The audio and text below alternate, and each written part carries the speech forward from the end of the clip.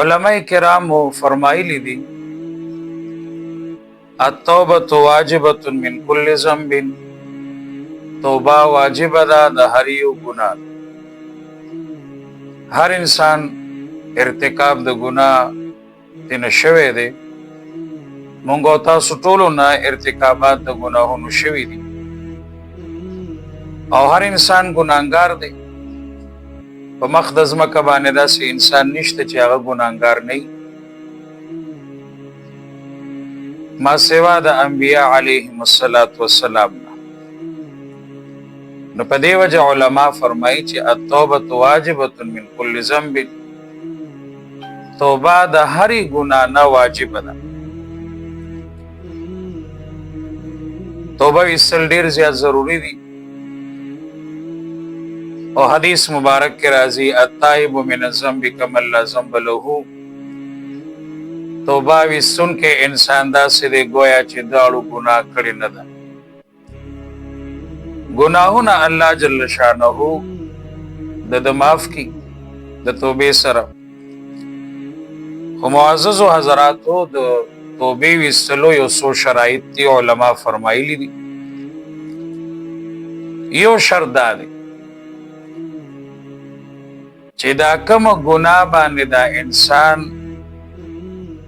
شروع دی او کوم ګناه د نه کیږي نو دا ګناه دی پریږدي. چې تر څو پورې دی ګناه باندې مشغول دی او دا ګناه کوي نو تر هغې پورې دی ګناه نه توبه نشي ویستی. د توبې یو شرط دا دی چې دی به دا ګناه پرېږدي. اوس که یو سړی مثال کې سودم کوي، رشوتم کوي، زناکاریم کوي، غلام کوي، قتل او قتالم کوي، ډاکیم کوي، غصبم کوي او دی بیا وایي چې یاره زما توبه ده زما توبه ده، نو دا توبه نه ده. دا خو د پښتنو توبه ده چې پښتانه وایي یاره زما توبه ده توبه ده. توبه دا ده، یو شرط دا دی علماو لیکلی دی چې دغه ګناه به پرېږدي چې تر څو پورې دغه ګناه پرېښودلي نه وي تر هغې پورې دی ته توبه نشي ویلی. انسان په ګناه باندې مشغول دی، ګناه کوي او دی وایي زما توبه ده، بیا د ګناه چانس راشي بیا وایي زما توبه ده. نو لومبنی شرط دا دی چې کومه ګناه دی کوي دا ګناه به دی پرېږدي. او دویم شرط علماو دا لیکلی دی ان یندم علی فعلها، دی به دغه ګناه باندې خفګان ښکاره کوي. دی به خپل ځان سره دا سوچ کوي چې خدایه ما ډېره زمانه ستا نافرماني کړې ده، تا نه مې بغاوت کړی دی، ډېره موده مې ته ناراضه کړی، خدایه آینده به انشاءالله زه دا ګناه نه کوم.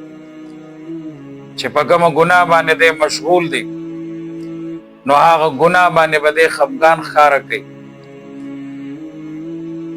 ګناه باندې به دی خفګان ښکاره کوي چې خدایه دا ګناه ما کوله، ځان سره مې ظلم کولو، په خپل ځان باندې مې ظلم کولو، دا ګناه به زه واپس نه کوم. دی به په هغې باندې خفګان ښکاره کوي. په دې ګناه باندې په ګناه باندې به دی سرور نه ښکاره کوي. اوس ګناه باندې د خوشحالي ښکاره که دا ځان له بله ګناه ده. نو چې کومه ګناه انسان کوي او هغه د پرېښودله نو بیا به په دغه ګناه باندې دی خفګان ښکاره کوي چې خدایه ستا ډېره لویه نافرماني مې کوله، ډېره غلطیانې مې کړي دي، خدایه بیا به نه کوم. او دریم نمبر شرط دا دی چې د ده عزم او قصد وایي چې آینده به زه دا ګناه نه کوم. د ده عزم او قصد وایي چې آینده به زه دا ګناه نه کوم. دا شرط دی د توبې. اوس که مثال کې د دې مسلمان په ذهن کې دا راشي چې یاره د ګناه په ټیم کې دی ګناه کوي او چې ګناه نه کله دی فارغ شي نو بیا وی چې یا الله توبه ده او بیا ورته د ګناه چانس ملو شي او دی وی چې بیا د دې ګناه چانس ملو شو بیا به کوم، نو دې ته توبه نه ویلې کېږي. د توبې ویستلو په وخت کې به دې ضرور دا نیت ساتي دا قصد وکړي چې آینده به زه دا ګناه نه کوم. د دې تعلق د زړه سره دی. اوس که د د توبې ویستلو په ټیم کې دا نیت چې اوس توبه وباسم او کله چې د دې ګناه باندې زه قادر شم نو بیا به زه دا ګناه کوم، دې ته توبه نه وایي. زما معززو حضراتو، د توبې ویستلو په وخت کې به د دا قصد وي چې زه به دا ګناه آینده نه کوم. هغه بله مسله دا مثال کې که دنه دا ګناه دوباره وشوله بیا دې توبه وباسي، لیکن د توبې ویستلو په وخت کې به د دا مزاجي دا به قصدي چې دا ګناه به زه آینده نه کومه. بالفرض و تقدیر که دا ګناه ترې نه بیا وشوله بیا دې توبه وباسي. دا درې شرایط چې کوم ما تاسو گزارش وکړو نو دا درې شرایط دا په حقوق الله کې، حقوق الله کې یعنی د هغه عباداتو سره تعلق دی چې د کم عباداتو واسطه د الله جل شانه د حقوق سره ده. او څلورم شرط په حقوق العباد کې دی. څلورم شرط په حقوق العباد کې دی نو چې د چا حق دی خوړلی وي، د چا حق دی ضایع کړی وي نو هغه حق ورته واپس ورسو. د چا نه دی مثال کې جیداد لاندې کړی دی، جیداد یې تېنه په زوره نیولی دی، قبضه دې تېنه په زوره اخیستلې ده نو دا ورته واپس ورکړه. د چا نه دی غلا کړې ده، پیسې دې تې پټې کړې دي، په لاره کې دې شکولی دی، هغه حق دی د هغه اخیستلی دی. نو د دې حکم دا دی چې کم حقوق تا سره دي دا واپس ورکوله. زمونږ د ډېرو حضراتو دا خیال دی د پردي حقوق یې ضایع کړي، پردي حقوق یې خوړلي وي او بیا وي زما توبه ده زه به دا کار نه کوم. نو حقوق العباد کې دا شرط دی چې د چا در سره حق دی دغه حق ورته واپس ورسوه، چې تر څو پورې تا دا حق هغه ته رسولی نه وي تر هغې پورې دا ستا په اوږو باندې پروت دی. او که هغه مړ شوي د هغه وارثان به وي، وارثانو ته یې ورورسو. نو د حقوق العباد دا خبره ده چې یا خو به دا حق دنیا کې ورته ورکې او که دنیا کې دې ورته دا حق ورنه کو نو د قیامت په ورځ باندې به ستا نیکیانې هغه ته ورکړې کېږي. او که ستا نیکیانې نه وي او یا ستا نیکیانې ختمې وي نو بیا به د هغه ګناهونه په تا باندې اچولې کېږي. د حقوق العباد دا طریقه ده چې یا به دنیا کې هغه حق ورته ورکې او یا به آخرت کې د تا نه نیکیانې اخیستلې کېږي. زما معزز ورونو، دا څلور شرایط د توبې او پنځم شرط یو لوی حدیث کې راځي، متفق علیه حدیث دی چې په کوم ځای کې ته ګناه باندې مشغولي هغه ځای پرېږده، هغه ځای نه هجرت وکړه. ځکه چې کوم ځای کې ته په ګناه باندې مشغولي او ته هغه ځای کې ناس باسي او ته دغه ګناه نه توبه وباسي نو عقوبت به دغه ګناه ته دوباره کې بیا دا د ماحول خبره ده. نو دغه ځای پرېږده چې په کومه ګناه باندې ته مشغولي، په کوم ځای کې ته مشغولي هغه ځای پرېږده، هغې نه هجرت وکړه. دا پنځم شرط علماو فرمایي. او د دې نه وروسته زما معززو ترمذی شریف کې حدیث دی، نبی علیہ الصلوۃ والسلام فرمائی ان اللہ یقبل توبۃ عبد ما لم یغرغر. الله جل شانه د انسان توبه قبلې د ځن کدن نه وړاندې کله چې د دې انسان ځن کدن شروع شو نبی الله پاک د توبه نه قبلې. ګورې زما معزز ورونو، دیو انسان 60-70 سال زندگی ده، ټول عمر د نافرمانیه نکړي، غصب کړي دي، قتل کړي دي او دنیا د خدای ګناهونو ارتکاب کړي دي او دی بیا د ځن کدن وړاندې د توبه باسي. الله جل شانه دون رحیم او کریم او ودود ذات تے، محبت کون کے ذات تے، رحیم ذات تے، کریم ذات تے، رحمان ذات تے. ساده توبه الله جل شانه قبلې تا چې هر څومره ګناهونه کړي په مخ د ځمکه باندې چې هر څومره ارتکابات تا د معصیاتو کړي یو ځل الله جل شانه ته توبه وباسه الله جل شانه سره روغه وکا الله جل شانه ستا توبه معاف کړي ستا ګناهونه معاف کړي الله جل شانه ستا توبه قبلې غفلت نه کول پکار الله غفور رحیم ذات دی ته یو ځل الله نه بخنو غواړه الله جل شانه ستا ګناهونه معاف کوي. د دین رسو زما معززو الله جل شانه د انسان په توبه باندې خوشحالي متفق علیه او روایت امام مسلم امام بخاری خپل کتابونو کې نقل کړي.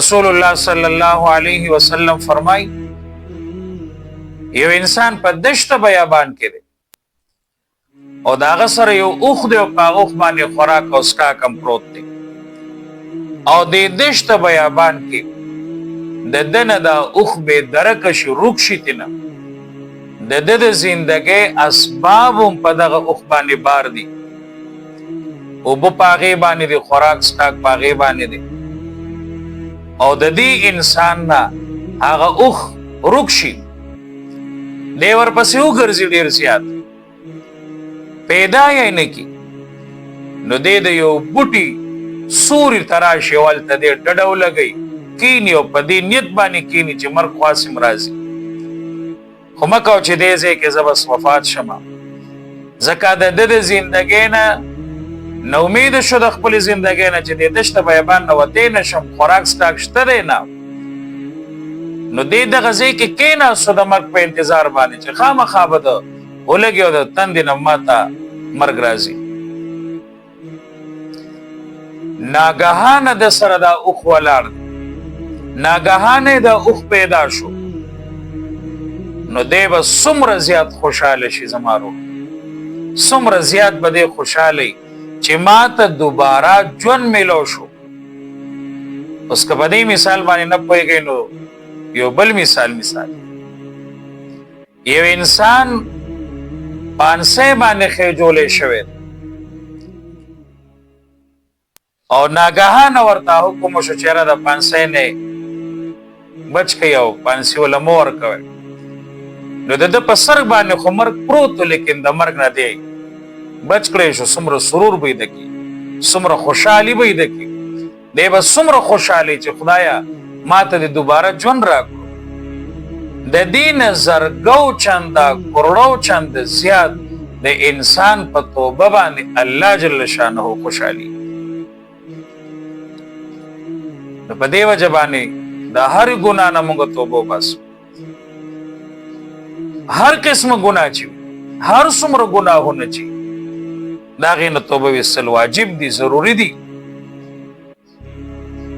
چې هر څومره زمانہ هر څومره ګناهونه دي کړی دي یو ځل الله نه بخنو غواړه الله پاک بس بخنه نصیب حدیث مبارک کې راځي نبی علیہ الصلوۃ والسلام فرمای مخکې قومونو کې یو سړی یو کم سل مړی یې کړو یو کم سل مړی او به توبه وستله خلقونه تاسو کو داسې یو سړی راتوخی چې زاغه ته د خپل ګناهونو ویم او هغه ماته توبې طریقو چا ورته یو راهب وښودلو هغه له چې دی لاړ ورته ما یو کم سل مړي کړي دي زه توبه وباسم الله به زما توبه قبوله کړي هغه راهب ورته ویل الله ستا توبه نه قبلوي نو د هغه راهب هم قتل کړو پورا سل مړي یې وکړو په دې وجه باندې زما حضراتو چې کله فتوا د یو څیز ورکوئ جواب د یو مسلې کوئ نو پوره تحقیق سره هغه مسله یادول وي او پوره تحقیق سره د هغه مسلې جواب کول سرسری جواب نه دی پکار دی راهب غلط جواب ورکو نو ځکه یې دیم قتل بیا روانو چا ورته یو عالم وښودلو یو فقی ورته چا وښودلو هغه ته لاړې ورته وی ما سل مړی کړي دي زه توبه باسم الله به زما توبه قبول کړي. هغه ورته وی ستا او ستا د رب په منځ کې څوک به مانع او حایل جوړ شي چې ستا توبه به قبول نه کړي. ته یو ځل توبه وباسه الله جل شانه ستا توبه قبلوي. ګورئ زما معززو سل مړی یې کړي دي سل مړی او بیا دې توبه وباسي او الله جل شانه د توبه قبلوي. لیکن هغه عالم ورته ویل چې دا کم ځای کې ته ګناهونه کې او دا قتلونه دي کړي دي او دا کم ځای کې چې تاسو څوک نه کې دغه علاقه او دغه کلی پرېږده. هجرت د دغه ځای نه وکړه. نو دا صاحب د دغه ځای نه روان شو د دغه علاقې نه روان شو هجرت کوي. څه مزلې چې وکړو لاره کې وله مرګ راغی. زندگی یې برابره شوه د زنکدن سلګۍ وله راغی. نو دغه دوران کې ملائک د عذاب هم حاضر شوي او ملائک د رحمت هم حاضر شو. ملائک د عذاب وی مونږ به تینا روحلو ملائک د رحمت وی مونږ به تینا روحلو. ملائکو د عذاب وی چې عمر بر کې د چرته نیکی نه ده کړې مونږ به تینا روحلو او ملائکو د رحمت وی چې اوس توبه ویستلې ده الله ګناهونه معاف کړي مونږ به تینا ساخ. الله جل شانه یو درې ملک رولې غلو په شکل دی یو سړي کې او ورته تاسو دا علاقه وګورئ چې د کمی علاقې او د کمی کلی نه دی روان دي. هغه کلی ته کدی نږدې وي نو د عذاب ملائک دې تنه روح والی او که هغه ځای ته دی نږدې وي چې کم کلی ته او کمی علاقې ته دی تلو هغه ځای ته نږدې وي نو بیا دې رحمت ملائک روح واخلي. او حدیث کې راځي چې الله جل شانه هغه ځمکې ته وفرمایل چې کم ځمکې نه دی را روان او کم کلي نه دی را روان او هجرت یې کول هغې ته وایي لرې شه ته او کم کلي ته او کمې علاقې ته چې تلو هغې ته الله وفرمیل ته ورته را نږدې شه. نو چې کله یې ناپ وکړو نو دی هغه ځای ته نږدې و چې کم علاقې او کم کلي ته دی تلو. نو د رحمت ملایکو تېنو روح واغشتو. زما معززو حضراتو الله جل شانه نه د خپل ګناهونو بخنه غواړو. الله جل شانه تعالی سنو چت کړو. تو ګوره زما معزز اورورا کله چې تا د خپل ګناهونو بخنه د الله نه غوښتله تا استغفار وکړلو الله جل شانه بستا په زندګۍ کې یو سکون پیدا کی. تا ته به الله یو سرور نصیب کی. تا نه به الله دکونه لري کی. مصیبتونو غمونه به الله د تا نه لري کی کچره تا الله نه بخنه وغوښتله. دا د استغفار او د توبې فواید دي. نن سبا چې زمونږ په ژوند کې سکون نشته اطمینان نشته راحت نشته په مال دولت کې زیادت نشته رزق کې کمی دی زیادت ورکې نشته وجه دا ده چې موږ د ګناهونو ارتکابات کوو ګناهونه کوو او بیا توبه نه وباسو. استغفار او توبې سره دا برکتونه راځي چې ستا ژوند کې الله برکت واچي ستا رزق کې الله برکت واچي ستا مال حال کې الله برکت واچي ستا بال بچ کې الله جل شانه برکتونه واچي. تا ته سکون را نصیب کی تا ته اطمینان را نصیب کی تا ته د عباداتو کې یو لذت را نصیب شي توبې سره. الله جل شانه دې موږ ټولو ته د صحیح توبې ویستلو توفیق را نصیب کی. الله جل شانه دې زموږ ګناهونه معاف